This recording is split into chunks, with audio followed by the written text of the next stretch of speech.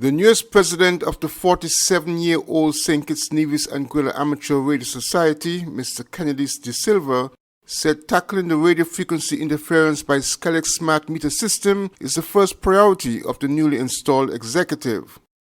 Mr. De Silva, who was elected president early in February, said the situation is so bad that some ham operators cannot use the equipment.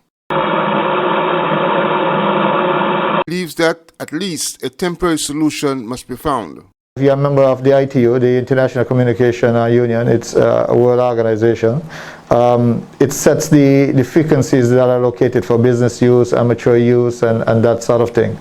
As it relates to the interference, we have an unfortunate situation where some equipment was acquired by SKELEC for the smart meters, and they are transmitting on frequencies that are located for amateur use, and so it's causing difficulty with some of our operators being able to broadcast or even receive signals, and that is proving a problem, and we are trying to work along with the NTRC to resolve that issue between SKELEC's violation and a remedy going forward to resolve that issue.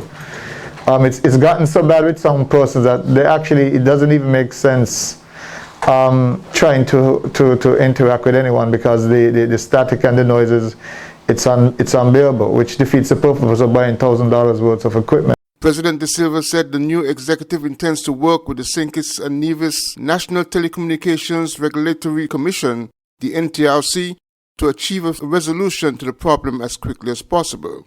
What our first drive is to work along with the NTRC and through them to SKELEC to see what mechanisms they can put in place to resolve that issue. Barring a technical solution, well, essentially, whether they do it now or later, they would have to give up those frequencies, because those frequencies are, again, internationally set for amateur radio societies. So in the long term, we know they would probably have to change those transmitters over into frequencies that they are located for business use.